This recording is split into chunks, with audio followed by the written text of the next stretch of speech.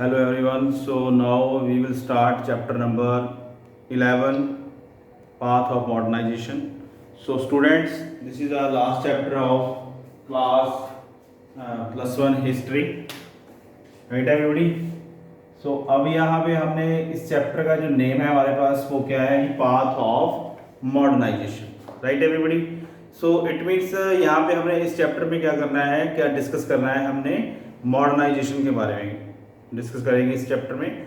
तो स्पेशली हमारे पास जो इस चैप्टर में मटेरियल रीड करने के लिए वो है स्टोरी चाइना एंड जापान की. इट मीन्स ये वो नेशन है जिन्होंने अपने आप को कैसे मॉडर्नाइज किया, कैसे उन्होंने यूरोपियंस कंट्री की हेल्प ली, वेस्टर्नाइजेशन वो कैसे लेके आए चाइना और जापान में. सो डिफरेंट एस्पेक्ट हैं इस चैप्टर में, डिस्कस करेंगे हम. Political system, economic system, social system, और कौन कौन सी न्यू पॉलिसीज़ उन्होंने डेवलप की अपनी, जिससे उन्होंने अपने देश को डेवलप किया, और कौन कौन से सर्कमस्टांसिस उनको फेस करने पड़े, कैसी टेक्नोलॉजी उन्होंने अडॉप्ट की, कौन सी अच्छी चीज़ें उन्होंने अडॉप्ट की, और कौन सी जो बैड थिंग्स थी या ओल्ड कस्टम से उनको कैसे है जो अपनी सोसाइटी से ख़त्म किया. सो lot of discuss in this chapter. So now we will start chapter number 11, path of modernization. तो first of all sources, it means हमारे पास इस चैप्टर से रिलेटेड सोर्सेज क्या क्या हैं जिसको पढ़ के हमने मॉडर्नाइजेशन के बारे में नॉलेज लेनी है या हमें मिली, वो सोर्सेज हमारे पास कौन कौन से हैं. So first of all sources की बात करते हैं. तो सोर्सेज हमारे पास क्या है, ये हिस्टोरियंस की बहुत सारी राइटिंग्स हैं हमारे पास इससे रिलेटेड. उसके बाद ऑरल ट्रेडिशंस हैं हमारे पास, बुक्स हैं, ठीक है जी, और डिफरेंट ऑफ रिलीजन लिटरेचर है हमारे पास, सर्वेज हैं, राइटिंग्स हैं, स्कॉलरली राइटिंग्स. सो बहुत चीज़ें हैं हमारे पास इससे रिलेटेड. सो मॉडर्नाइजेशन मीन्स क्या होता है? मॉडर्नाइजेशन मीन्स न्यू थिंग्स हैं जो उसको अडॉप्ट करना, उसको कैसे प्रैक्टिस करना, और उसको अपनी सोसाइटी में इम्प्लीमेंट करके उसकी हेल्प से कैसे देश की तरक्की करनी, सोसाइटी की तरक्की करनी, कैसे प्रोग्रेस लेनी. That is modernisation. So there are the different path of modernisation. The themes tells of the fascinating story of the historical condition lead to Japan and China on divergent path of building independent and modern nation. So यहाँ पे हमारे पास, मैंने आपको already बता दिया कि मेरे पास दो स्टोरीज़ हैं, दो कंट्रीज़ की स्टोरीज़ हैं, चाइना है और जापान है.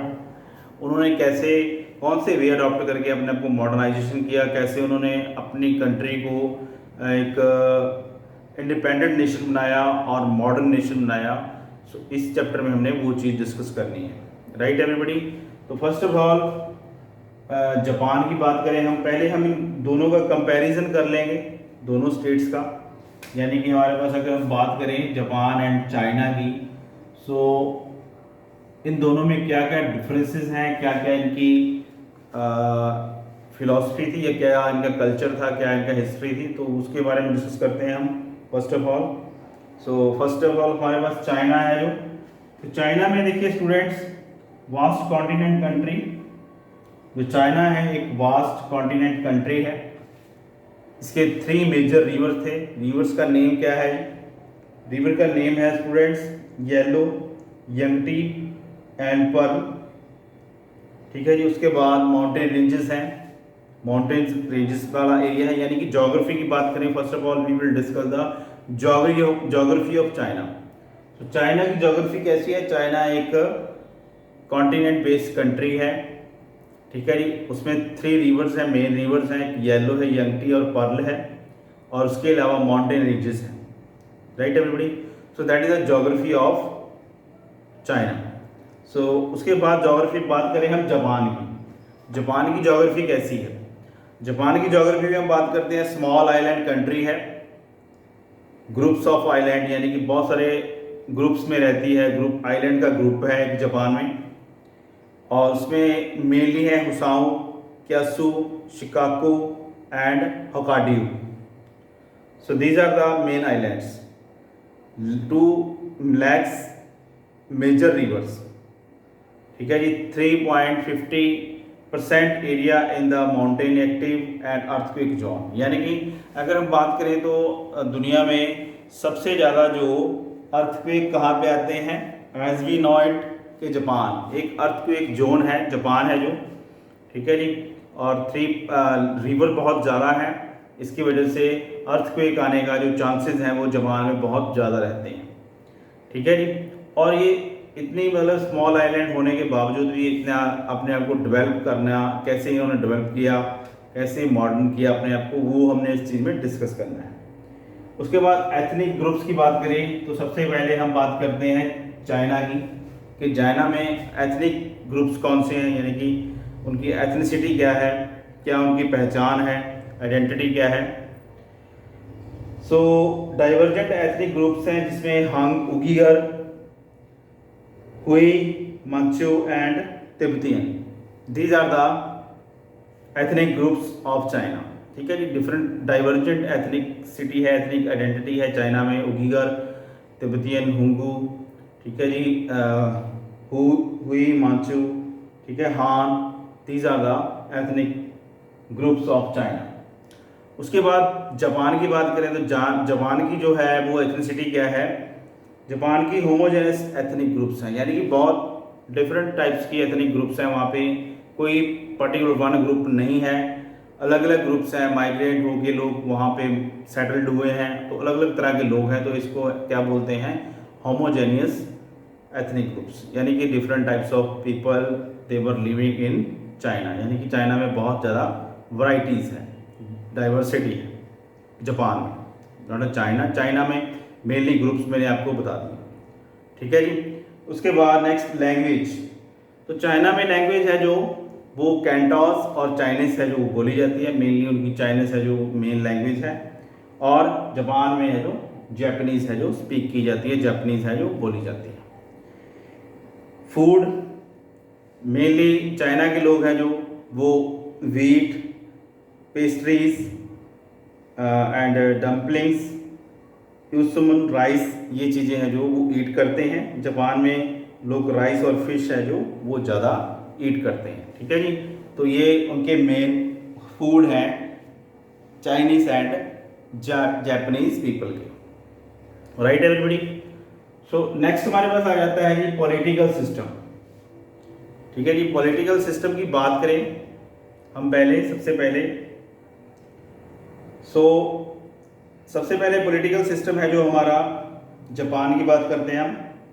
Bye the 12th century power was shifted from the emperor, जो पावर है वो शिफ्टेड हुई एम्परर के पास आई ईडो में, जो ईडो है प्रेजेंटली उसको क्या बोला जाता है, टोक्यो बोला जाता है, राइट एवरीबॉडी।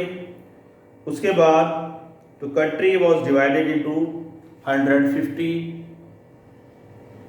डोमियंस, यानी कि डोमेन्स में है जो डिफरेंट डिवाइड था, 250 डोमेन्स में जो जापान है वो डिवाइड था, ठीक है। जो सबसे पहले हमारे पास स्टोरी हम किसकी पढ़ रहे हैं, जापान, चाइना है जो हम बाद में डिस्कस करेंगे।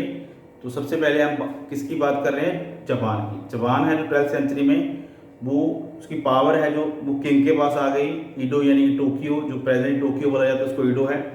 तो पूरी कंट्री कितने पार्ट्स में डिवाइड थी, 250 पार्ट्स में, राइट एवरीबॉडी। कितने पार्ट्स में डिवाइड थी, 250 पार्ट्स में है जो कंट्री है, जो पूरी कंट्री है वो डिवाइड थी। उसके बाद samurai were the ruling elite and served as a shogun and daimyo. तो जो रूलिंग एलीट थी वो कौन से हैं वहाँ पे, समुराई पीपल है, ठीक है जी। समुराई कम्युनिटी है जो मेन रूलिंग क्लास है, जो एलीट क्लास है वो समुराई है वहाँ पे। उसके अलावा 16th सेंचुरी में 3 मेजर चेंज आए वहाँ पे for future development.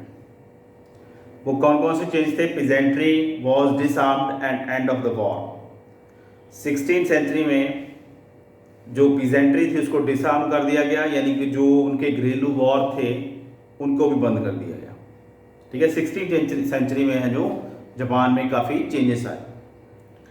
Autonomy given to the डेम्यू, ठीक है जी। पहले ऑटोनॉमी किसके पास थी, समुराई के पास थी, और अब किसके पास चलेगी ऑटोनॉमी है जो वो डैम्यो के पास चली गई, यानी कि डैम्यो कम्युनिटी का है जो वहाँ पे रूल आ गया 16वीं सेंचुरी के बाद। लैंड सर्वे हुआ, प्रोडक्टिविटी रेवेन्यू है जो उसको चेंज किया गया। Japan had large city Edo, Osaka, Kyoto lead to the growth of the commercial economy and vibrant culture, यानी कि वो जो 3 स्टेट्स थी, मेन सिटीज़ थी, लार्ज सिटी, जिसको ईडो है, टोक्यो है, उसके बाद Osaka and third is Kyoto, वहाँ पे कमर्शियल ग्रोथ की गई जिससे इकोनॉमी है जो वो बहुत ज़्यादा डेवलप हुई। Right everybody. तो दिस पे the period witness the some social and cultural changes, Chinese influence was question the study of literature productivity, यानी कि बहुत ज़्यादा फील्ड पे है जो वहाँ पे जो पॉलिटिकल सिस्टम था उसने कल्चर को डेवलप किया, इकोनॉमी को भी डेवलप करने के लिए उन्होंने काफ़ी ज़्यादा स्टेप्स हैं जो वो उठाए। ठीक है जी। अब उसके बाद हमारे पास मेन टॉपिक आ जाता है जो मेजी रिस्टोरेशन। इट मीन्स अब मेजी है वो प्लेस है, वहाँ पे उसको कैसे रिस्टोर किया गया। जापान में एक जगह है जिसका नाम मेजी है, वहाँ उसको कैसे रिस्टोर किया गया, यानी कि कैसे रीबिल्ड किया गया, उसके बारे में डिस्कस करेंगे हम।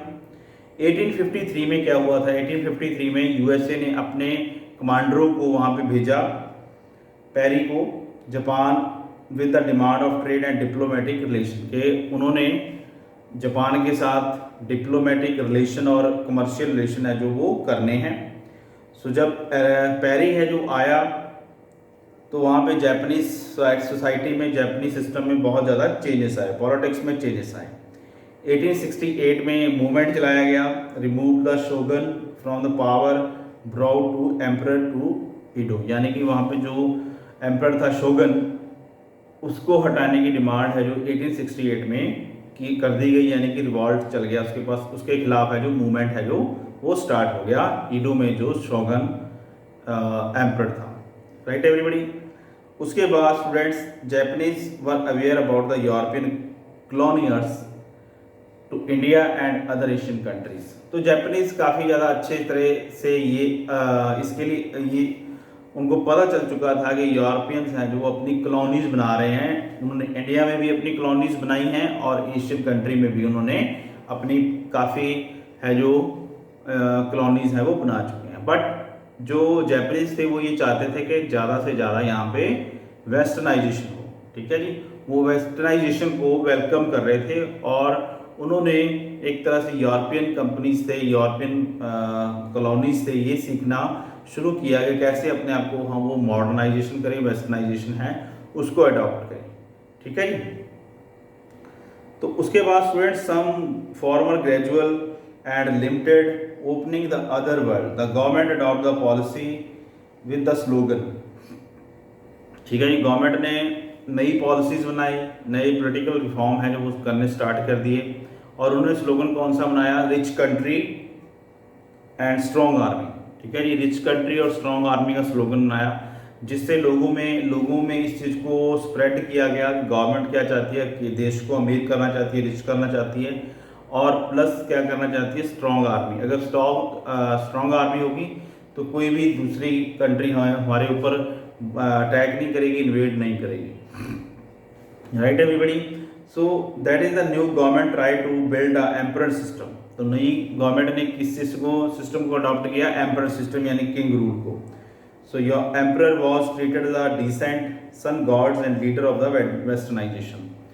सो जो किंग था उसको क्या बोला गया, गॉड बोला गया एक तरह से, सन गॉडेस्ट, यानी कि सन गॉडेस्ट यानी कि एक सूरज वाला देवता माना गया उसको, या देवी माना गया और उसको वेस्टर्नाइजेशन का पायनर माना गया कि वो वेस्टर्नाइजेशन है वो यहाँ पे स्टार्ट करेगा। और उसके अलावा जिस दिन उसका बर्थडे था उसको दिन वहाँ पे हॉलीडेज हैं जो वो होनी शुरू हुई। यानी कि एम्परर है जो किंग है वो एक तरह से मेन है जो पर्सन माना गया जिसको जो देश को डेवलप करेगा, देश का सुधार करेगा, उसको डेवलप करने में वो इम्पॉर्टेंट रोल है जो वो प्ले करेगा। Right everybody. सो नेक्स्ट आ जाता है हमारे पास मेजी रिफॉर्म्स। अब कैसे उन्होंने मेजी को रिस्टोर किया, यानी कि पावर चेंज हुई, पॉलिटिकल सिस्टम चेंज हुआ वहाँ पे। अब रिफॉर्म्स कौन कौन से उन्होंने इंट्रोड्यूस किए मेजी में, जापान में कौन कौन से जो रिफॉर्म होने शुरू हो गए। सबसे पहले बात करते हैं एजुकेशन। तो एजुकेशन में उन्होंने क्या किया, एजुकेशन में स्टूडेंट्स उन्होंने वेस्टर्न एजुकेशन को इंट्रोड्यूस किया, यानी कि वेस्टर्नाइजेशन एजुकेशन है वो होनी चाहिए। स्टूडेंट्स हैं जो वेस्टर्नाइज वे से है जो स्टडी करेंगे, स्कूल्स वेस्टर्नाइज किए गए, ठीक है जी। Universal compulsory education system start किया गया कि हर एक बच्चे को पढ़ना पड़ेगा, हर एक बच्चा पढ़ेगा। अगर लोग एजुकेटेड होंगे, पढ़े लिखे होंगे, तो ऑब्वियसली है जो देश भी एजुकेटेड होगा, देश भी डेवलप करेगा। तो universal and compulsory education system है वो जापान में स्टार्ट किया गया। Curriculum had been based on the western ideas. तो वेस्टर्न आइडियाज़ के ऊपर है जो सिलेबस है जो डिज़ाइन किया गया, करिकुलम है जो डिज़ाइन किया गया। Ministry of education control the curriculum, selected the text book and conducted the teachers training, ठीक है जी। टीचर्स की ट्रेनिंग कंडक्ट की गई, करिकुलम को सेट किया गया। एंड टेक्स्ट बुक में चिल्ड्रन को ये पढ़ाया जाता था पेरेंट्स की रिस्पेक्ट करनी चाहिए, be loyal to the nation and become good citizens. कैसे हमने गुड सिटीजन्स बनना है, कैसे अपने देश को आगे लेके जाना है। So these are the good values जो है वो दीनी शुरू की गई स्टूडेंट्स को, चिल्ड्रन को, कि वो आगे जाके अच्छे सिटीजन्स बने। So these are the education reforms introduce in Japan. Next हमारे पास आ जाता है जी एडमिनिस्ट्रेटिव रिफॉर्म्स। अब एडमिनिस्ट्रेटिव कौन से रिफॉर्म है जो वहाँ पे किए गए। एडमिनिस्ट्रेशन में हम ये बोल सकते हैं कि उन्होंने जो एडमिनिस्ट्रेशन सिस्टम था उसको पूरी तरह से रीसेटअप किया, अच्छा बनाया, जिससे कंट्रोल किया जाए हर एक चीज़ के ऊपर। So the Meiji government introduce the administration by electing old village and domain boundaries, यानी कि ओल्ड विलेज और डोमेन बाउंड्री को दोबारा से डिज़ाइन किया गया, यानी कि बाउंड्री सिस्टम बना दिया गया। Each administrative unit have sufficient revenue to maintain the local school and health facilities। जो भी डोमेन्स थी वो अपना खुद रेवेन्यू है सेटअप करेंगी और वहाँ पे खुद अपने लोकल रिफॉर्म करेंगी, लोगों को हेल्थ फैसिलिटीज़ हैं जो वो भी वो वहाँ की लोकल गवर्नमेंट हैं जो वो प्रोवाइड करवाएंगी। It also served as a centre of recruitment for army. Army की रिक्रूटमेंट भी बड़े अच्छे तरीके से की जाएगी। All young man who over 20 undergo a period of military service. जो भी यंग स्टूडेंट, यंग लोग हैं, यूथ है जो जिनकी एज है जो 20 से ऊपर है, वो मिलिट्री सर्विस में जाएंगे। Modern military force also was developed. Modernisation यानी कि मिलिट्री में भी मॉडर्न टेक्निक्स हैं वो इंट्रोड्यूस की गई। Right everybody. So these are the administrative reforms. Next हमारे पास आ जाता है कॉन्स्टिट्यूशनल रिफॉर्म्स, यानी कि कॉन्स्टिट्यूशन में भी रिफॉर्म किए गए। न्यू कॉन्स्टिट्यूशन है जो डिज़ाइन किया गया मेजी गवर्नमेंट के अंडर, यानी कि मेजी गवर्नमेंट ने जो भी चेंजेस किए।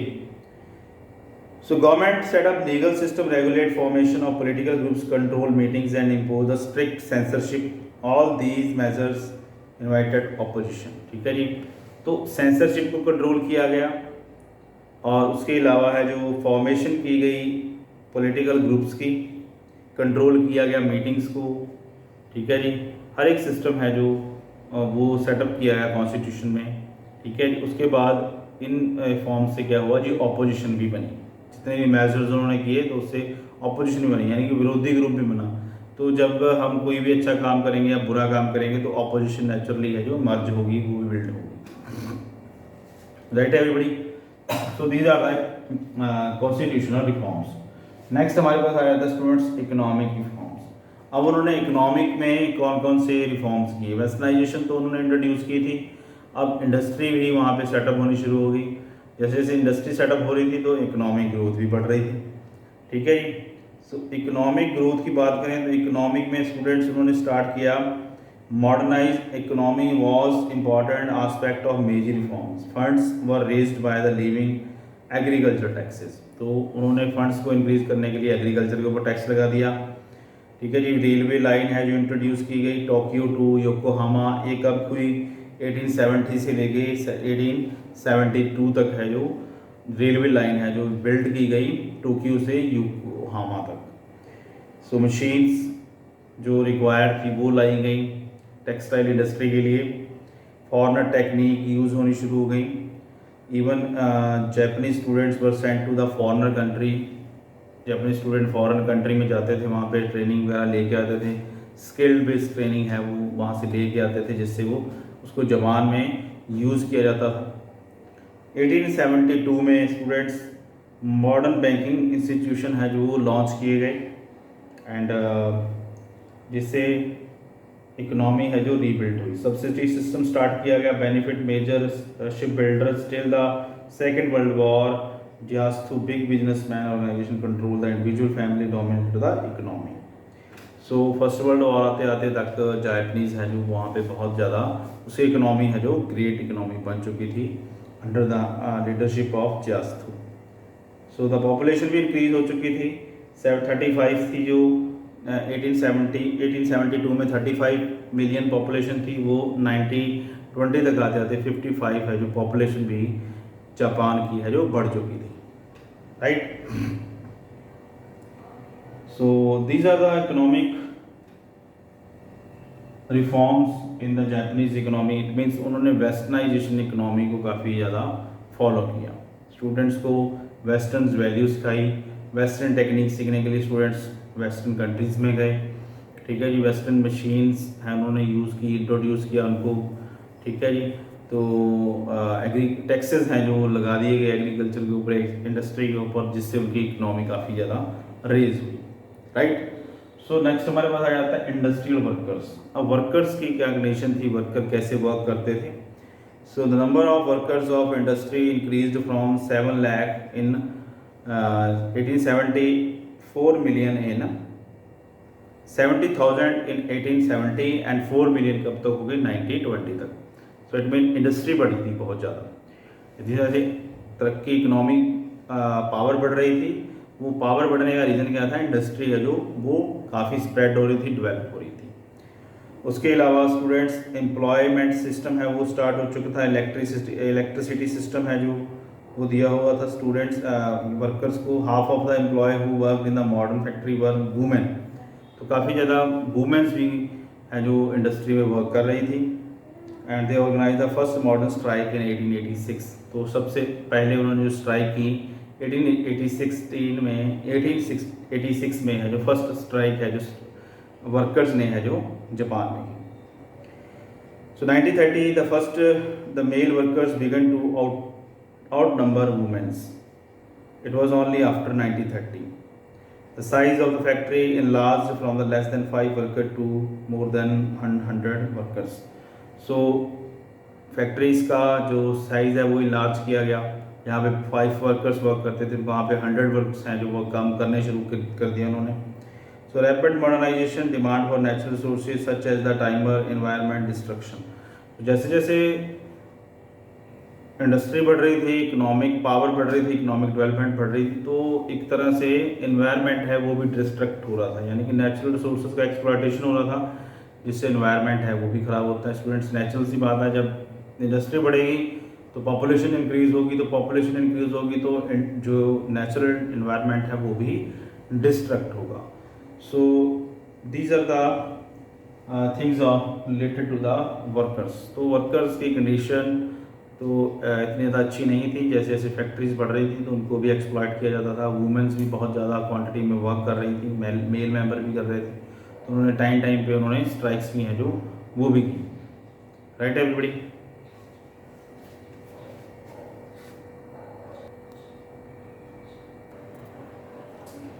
Right, westernisation and tradition. So westernisation and tradition में बात करें तो जापान में है जो कैसे वेस्टर्नाइजेशन के साथ साथ ट्रेडिशन को प्रिजर्व किया जा रहा था, राइट एवरीबॉडी। सो यहाँ पे स्टूडेंट्स जो there were the different view on Japanese relation with the other countries. Some intellectual like Fukuzawa Yuichi expressed views upon that Japan must be express Asia by the mean that Japan must shed to the Asian characteristics and become part of the West. It mean Japan है जो main scholars हैं उनके idea लग रहे थे, उनके जो gas लगाए जा रहे थे, ऑब्जर्वेशन थी कि जापान मॉडर्नाइजेशन को ज़्यादा अडॉप्ट कर रहा है, जिससे वो एशिया की जो अपनी खुद की वैल्यूज़ हैं उनको है जो बिल्कुल ही डिसॉल्व कर रहा है, उनको ख़त्म कर रहा है। सो इस वजह से है जो काफ़ी ज़्यादा जो क्रिटिसिज्म है जो वो जापानीज़ का जापान का जो हो रहा था, ठीक है जी। उसके अलावा डेली लाइफ की बात करें तो डेली लाइफ में लोगों की काफ़ी ज़्यादा चेंज हो चुकी थी जैसे जैसे वेस्टर्नाइजेशन हो रही थी। So the transformation in the modern also reflect the daily life of the people. The patriarchal system gave a new way of the nuclear family system। तो वेस्टर्नाइजेशन से क्या मिला कि जो लोग हैं उन्होंने न्यूक्लियर फैमिली है जो स्टार्ट कर दी, यानी कि जॉइंट फैमिली सिस्टम है जो वो ख़त्म हो चुका था, बिल्कुल डिसॉल्व हो चुका था जवान में। वेस्टर्नाइजेशन की वजह से जो लोगों की डेली लाइफ है वो भी काफ़ी ज़्यादा चेंज हो चुकी थी। ठीक है जी, उनके आइडियाज़, उनकी जो थिंकिंग है, उनके थॉट्स हैं वो काफ़ी ज़्यादा चेंज हो चुके। तो डेली लाइफ है जो वहाँ के जापानीज़ पीपल की है जो वो बिल्कुल ही टोटली है जो वो चेंज हो चुकी थी। Right everybody. सो एक तरह से हम ये बोल सकते हैं तो ऐसे जापान ने है जो मॉडर्न किया अपने आप को वेस्टर्नाइजेशन के थ्रू। ठीक है जी, बाद में उन्होंने कुछ हद तक जाके मॉडर्निटी को ओवरकम भी किया, बहुत सारी चीज़ों को उन्होंने बाद में बैन भी कर दिया क्योंकि उनके जो कल्चर सिस्टम है वो काफ़ी ज़्यादा ख़त्म हो चुका था। तो ओवरकम भी किया उन्होंने मॉडर्निटी को आगे चल के। ठीक है students, so these are the things related to the Japan. So next lecture में हम स्टूडेंट्स करेंगे चाइना के बारे में। चाइना की जो हिस्ट्री है मॉडर्नाइजेशन की उसको हम डिस्कस करेंगे नेक्स्ट लेक्चर में। तो इस लेक्चर में इतना ही। Thank you everyone.